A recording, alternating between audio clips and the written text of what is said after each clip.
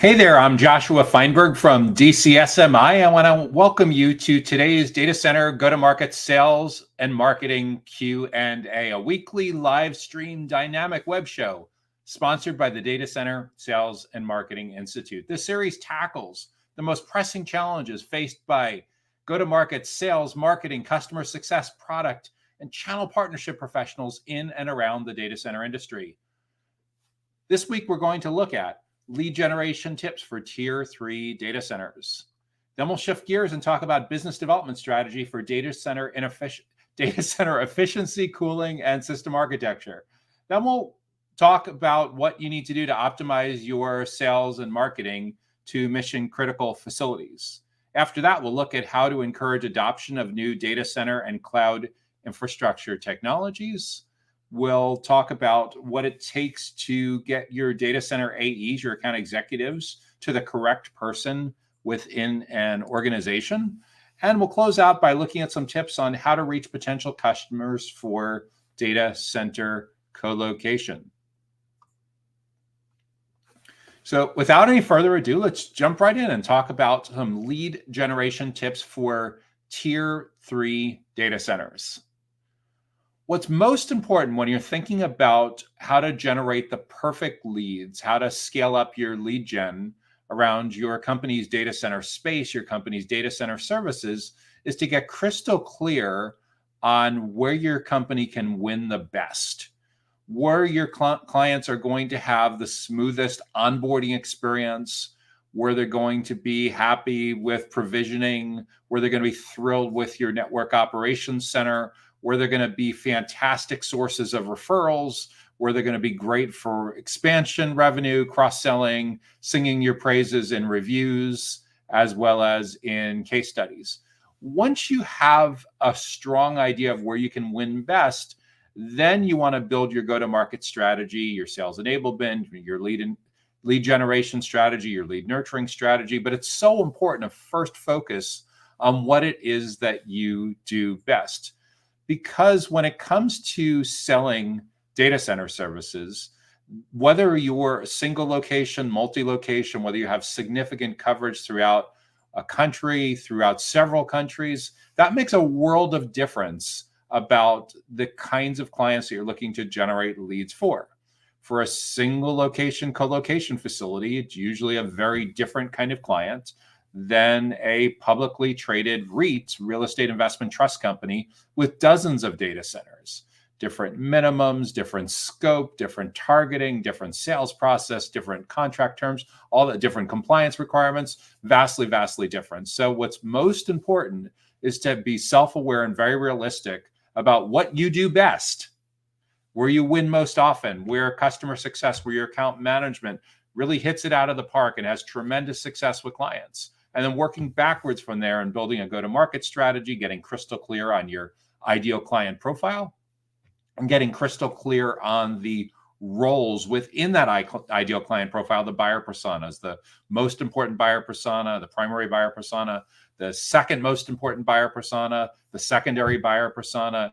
And usually it's a matter of prioritizing on what's going to monetize best, what's going to be the most profitable for your company, what's the most strategically important. And at the kind of Venn diagram intersection of all of that is really understanding what your capabilities are today and what your product roadmap calls for in the near future, and making sure that all of your lead gen strategy is built around that. Next question is, what is the best business development strategy for data center energy, efficiency, cooling, and system architecture? The best business development strategy, taking into account energy efficiency, cooling, and system architecture, and obviously cooling because of the nature of how hot AI chips run, GPUs run, and utility power constraints going forward, is an enormous part of success of being able to scale any kind of enterprise data center or data center operator kind of business model going forward.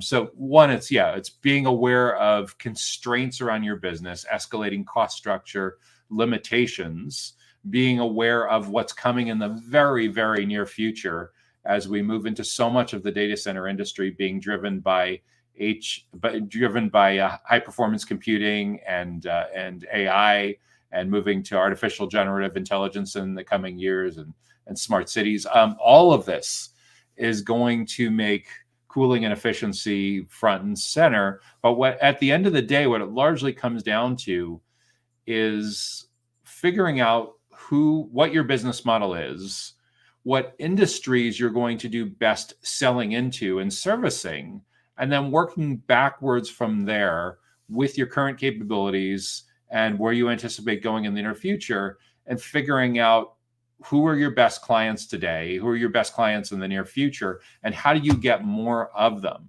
The second part with all of this is recognizing that the way that people research and make their purchase decisions in and around the data center industry is so different today than it was as recently as 5 years ago. What's changed? Well, WFH, working from home, and those years of lockdowns during the pandemic and everything, we know that digital transformation accelerated a ton. We also know that every time a baby boomer 75-year-old CEO retires, it's very unlikely that they would potentially be replaced by another 75-year-old CEO. What that means is, over time, as your management team goes into its next iteration and there's new leadership that's coming in, it's far more likely that as you end up with more Gen X and more millennial and more Gen Z and eventually Gen Alpha in influencer stakeholder kind of roles within these different kinds of companies, the buyer's journey is going to get ever more self-service and ever more digital. Gartner came out with some research a year or two ago that found that 83% of the B2B buyer's journey, which includes researching, comparing options, and evaluating pricing, is now over before you get to meet a prospect. 83%. So if we think about sports analogies, if you think about a basketball game or a football match, the game's like, we're deep into the fourth quarter already before you get into the stadium to get to talk to prospects. If you think about baseball analogies, we're like in the eighth, almost the ninth inning already before you ever get to meet a prospect. What that means is your business development strategy needs to focus on doing whatever it takes to be the one who's educating and building trust with prospects in the early and middle stage of their research and decision-making process, and the awareness and the consideration stage of the buyer's journey. So 5 or 10 years ago, if I was answering this question, a lot of sales professionals would have poo-pooed the whole idea of getting involved in content and thought leadership, and they would have said, that's marketing's job, they'll take care of it. Wrong. If you as a sales professional, if you as a customer success professional, as a product professional, as a channel professional, if you need to have good leverage during that sales process so people actually want to talk with you as opposed to you begging for attention, it is absolutely critical that they see you as a teacher, as a subject matter expert, as a consultant, as an advisor, and not just somebody that's begging for a few minutes to do your pitch. If that's the way they see you, as somebody who's begging, literally willing to bribe them with a gift card to do your pitch, you are in a world of it's time to reinvent yourself. because nobody needs somebody to read what's on the website to them anymore. They don't even need to read it anymore. They can ask Siri, Alexa, Cortana, Copilot. There's dozens of these great personal assistants that will literally read your website and 5 or 10 other websites that are compared in front of them simultaneously, cutting out the role of the sales and CS person being the gatekeeper of information. The search engine, social media, personal assistants, chatbots, they have won the battle for that. So it is now up to you to figure out how well you're going to integrate with the way that your buyers research and make purchase decisions. And when it comes to data center cooling, efficiency, systems architecture, energy, it's all about what's in it for them. And in order for your business development strategy to provide value for them, you need to be interesting to them by providing unique insights about how other businesses like theirs are navigating these challenges, so you can diagnose before you describe, so you can build authority before you ask them for something in return. That's the key to developing a great business development strategy for data center energy, efficiency, cooling, and system architecture. Next question. How do we optimize sales and marketing for mission-critical facilities? What's the key to optimizing sales and marketing for mission-critical facilities? Fantastic question. The key thing is we first and foremost need to identify what kinds of mission-critical facilities, what exactly is our ideal client profile for marketing and selling to mission-critical facilities. Do we sell to hospitals? Do we sell to emergency operations centers? Do we sell to data centers? All of that is incredibly important to figuring out how we're going to define our ideal client profile. I know this because I've given talks at conferences like Critical Facilities Summit, where data center is an important part of that, but it's not the only part of that. So first and foremost, we need to get super tight about defining what kinds of mission critical facilities, what geographical parameters, what size. Do we have a target account list driving account-based marketing, ABM, or account-based selling that focuses our sales team's efforts?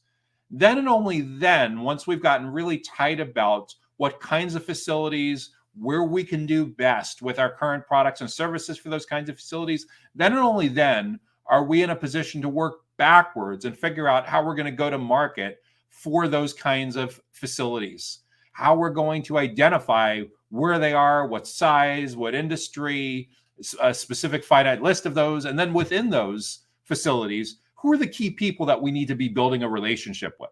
Those are the buyer personas. A buyer persona is a semi-fictional representation of an ideal client based on some research and educated speculation about their goals, their challenges. What if they get right? We'll get them a huge promotion. What if they screw up? We'll get them the opposite of a promotion and put their job or potentially their career in jeopardy. Once you have consensus on that, it becomes much easier to become interesting to them by creating content that helps them navigate all of the decisions that are most important to that kind of stakeholder in a mission critical facility. Ebooks, blogs, videos, downloadables, not to get super meta here, but podcasts and webinars, live video experiences, on-demand video experiences. We know a huge amount of content consumption has moved into that world. We also know a huge amount of content consumption has moved towards self-service. Think about it. Over the last 5 years, have you, when it comes to your own personal purchases at home, when it comes to the purchases that you make at work, have you gotten more interested in speaking with humans or less interested in speaking with humans? Have you become more interested in self-service or less interested in self-service when it comes to booking hotels, booking flights, car service, catering, groceries, ordering computers, ordering servers, provisioning cloud services, whatever it is?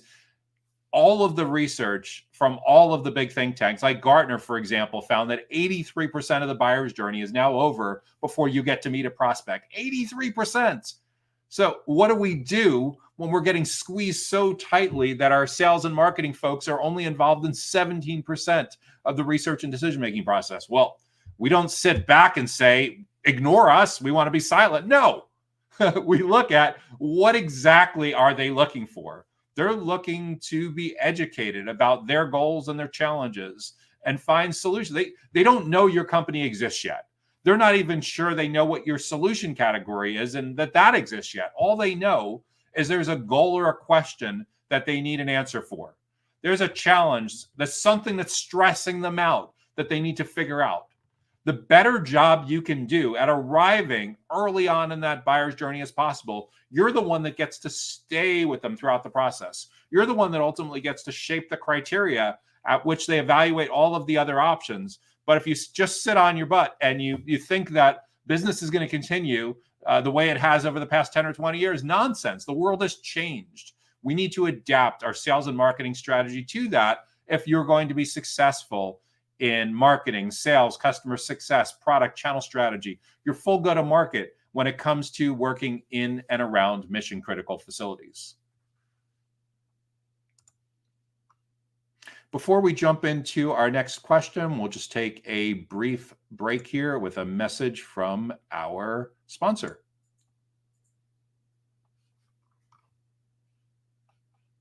Data Center Go-to-Market Sales and Marketing Q&A is sponsored by DCSMI, elevating the role of sales, marketing, and go-to-market GTM professionals in the growth of the data center industry. To stay informed about upcoming episodes, subscribe to the Data Center Sales and Marketing newsletter on the DCSMI website at www.dcsmi.com. Again, that's www.dcsmi.com. Now, back to Data Center Go-to-Market Sales and Marketing Q&A. Awesome. Okay, so we're now going into the second half of this week's Data Center Go-to-Market Sales and Marketing Q&A live stream show. Again, I'm Joshua Feinberg from DCSMI, the Data Center Sales and Marketing Institute. So the next question that we're going to cover today is, how do you encourage adoption of new data center and cloud infrastructure technology? What does it take to encourage adoption of new data center and cloud infrastructure technology? First and foremost, we need to put our product management hat on. We need to figure out what it is about our data center technology and our cloud infrastructure technology that gets our ideal clients excited. Why do they buy it? What is the job to be done that we're actually doing? And when we say job to be done, a lot of companies don't truly understand what business they're in. What is the job that your best ideal clients are hiring your company to do?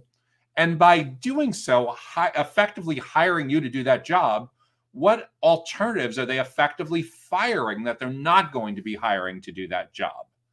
Once you have a strong handle on the job to be done, which, by the way, if that's completely new to you, I'd encourage you to read The Innovator's Dilemma and look up jobs theory from the late Clayton Christensen. He was a professor at Harvard Business School who popularized a lot of this over the last 10, 15, 20 years before he passed away, is the idea that technology companies need to be extraordinarily aware of what business they're actually in, why their best clients buy their company, and effectively hiring their product or service. And when they hire their product or service, what alternatives are they implicitly firing that they won't be moving ahead with? So once you understand why people buy your data center and cloud infrastructure technology, then you're in a position to figure out why your best clients have adopted that technology. And once you have that figured out, effectively what you're able to do is to build product marketing and sales enablement materials that inform your entire strategy on what it's going to take to inform adoption. When you do that as well, not only will you want to deal with those asset creations, the content asset creations that are pre-sales, you more than likely also need to create some post-sales assets for onboarding, for customer success, for customer marketing, for sales expansion, account management. So getting a really strong handle about why you do what you do, the job that you're actually doing for your clients, documenting that in some great case studies, which ideally you'd want to capture in video, because you can always repurpose from video into a PDF or blog or carousel or what have you. Once you have a really strong handle on that, that's how you can begin to encourage adoption and meeting people basically where they are. Once you know why your technology exists, you typically figure out a go-to-market strategy that involves defining your ideal client profile.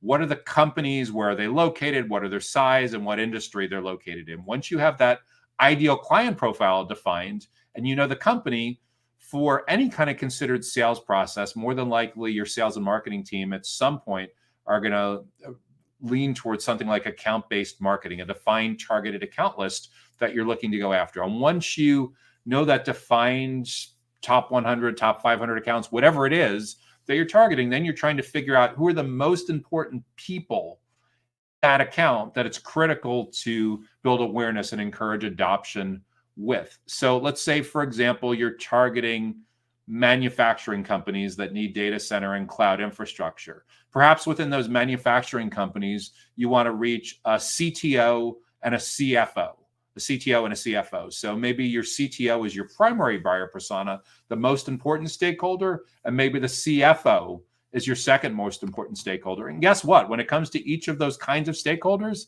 they care about different stuff. When you build out your buyer persona document, you will inevitably discover there might be some overlap, but most of their goals and most of their challenges are going to be unique for each of that kind of role. So when it comes to encouraging adoption with the CTO, it's different kind of messaging, it's different kind of educating, it's different kind of trust building than you will do with the CFO.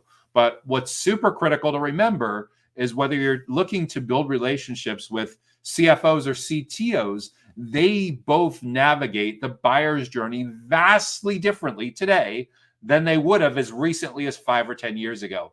Everything is so digitally driven. Gartner found 83% of this journey is over before you get to meet prospects. And McKinsey discovered it's almost everyone that now wants a digital journey. Like 70 to 80% of B2B decision makers now prefer a digital journey. How do you get involved in that digital journey? It's meeting them where they are. Early on, they do not know that your company exists. They don't even know that your category exists. All they know is there's a goal they're trying to figure out a solution for, to solve. There's a question that they have. There's a challenge. There's something that's stressing them out, and they're looking for answers. And the best answer that gets in as early as possible is given the crown, is given the ribbon, is given the trophy virtually, effectively, implicitly as the guru, as the expert, as the trusted advisor, as the teacher, as the consultant, as the thought leader. And the better job you can do that, getting in as early as possible, the more likely it is that you're going to be able to stay with them throughout their entire journey.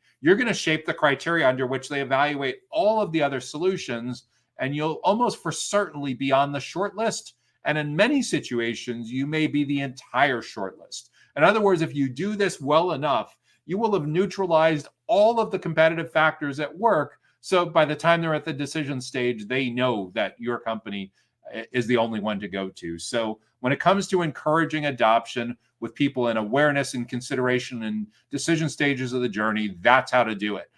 In terms of post-purchase, especially in any kind of recurring revenue managed services type of situation, onboarding, customer success, account management also needs to adopt a similar philosophy of figuring out what it takes to get someone initial value, intended value, and extended value, so that you develop a strategy to knock it out of the park with customer success and long-term retention, long-term loyalty, to encourage adoption of your company's data center and cloud infrastructure technology. Next question up we have is, how do data center account executives, how do AEs in data centers get to the correct person within an organization? This is a fantastic question, because in most cases, as an AE, as an account executive or sales development rep, an SDR, you are more than likely selling into mid-market and enterprise companies. If you're selling into small and mid-sized companies, you have a different set of challenges. The challenge in a small and mid-sized company is what is actually too small. In many cases, for companies in and around the data center industry, it's very common to say, okay, SMBs, but they need to be at least 10 employees. They need to be at least €1 million, $1 million, £1 million, whatever it is, and a certain amount of revenue to actually be able to afford the solution. So it may be SMB, it may be small and medium-sized business, or the first cousin of that SME, small and medium-sized enterprise, but there may be certain guardrails on certain revenue targets or number of employee headcount or something like that. And if you're using LinkedIn Sales Navigator or LinkedIn Campaign Manager for ads targeting or something like that,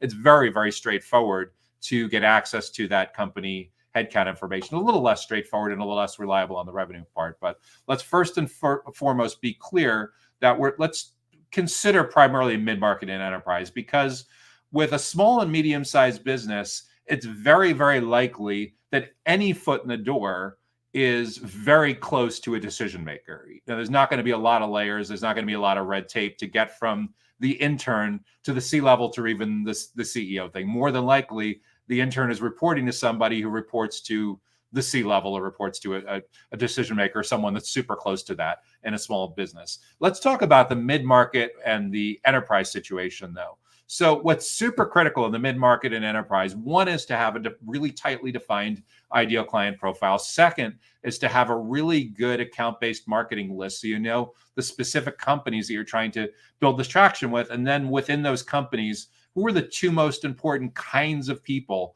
that you need to build relationships with? Like, for example, in data center services, it may be the head of facilities, it may be the head of technology, it may be the head of compliance, it may be a finance person, but more than likely there is a defined person who would be the absolute best person to get a foot in the door with, and then the second best person.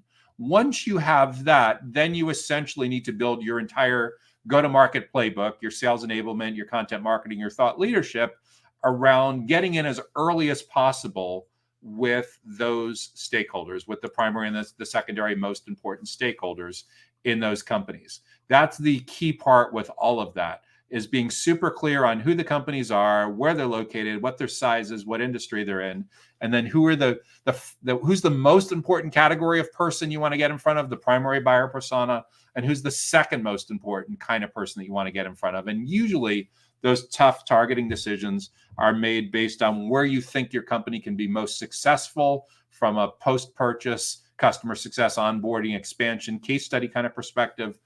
What has the smoothest sales cycle, the best unit economics, what's the most profitable. So all of those things kind of blended together in a Venn diagram.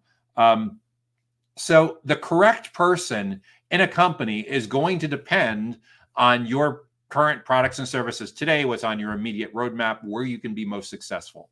Once you've identified that, it's all about delivering as much value as you possibly can for that prioritized person throughout their entire journey, getting in as early as possible. Because by default, if you keep doing the things the way you've been doing them the last 5 or 10 years, you will more than likely miss the first 83% of the buyer's journey. You will only be involved in the final 17% of researching, comparing options, and evaluating pricing, when most brand loyalty has already been decided in favor of someone else. In other words, there's 28 touch points in between when someone first has a goal or a challenge or a problem that they need to solve and when they actually purchase. The more of those touch points that you as a person, your team, your company is actively involved in, the more you surround that person with fantastic educational content that shares incredibly valuable insights about how other companies and other stakeholders in those companies navigate these same decisions, the smoother job, the better job, the more likely it is that you are for sure on the short list and will actually, in many cases, be the entire short list by the time they get to the decision stage. So if you want to make sure that your account executives get to the correct person, a lot of the stuff that they used to disregard as being marketing's job is no longer just marketing's job. It's vital that your account executive show up in the awareness and the consideration stage and do awareness building and consideration building long before they beg for the time to do a pitch. So that means, by definition, you need to train your account executives so they look more like Big Four consultants, so they look more like teachers, so they look more like trusted advisors, subject matter experts, conversations and the interactions that the correct person has with your AEs feel a lot more like free consulting and a lot less like a vendor pitch from 10 or 20 years ago. That is the key to unlocking how your account executives can get to the correct person, the correct evaluators, the correct responsible stakeholders, the correct decision maker ultimately within an organization. And we have time for one final question for today. Our final question for today is, how do I reach potential customers for data center co-location? How do you reach potential customers for data center co-location? That is a fantastic question.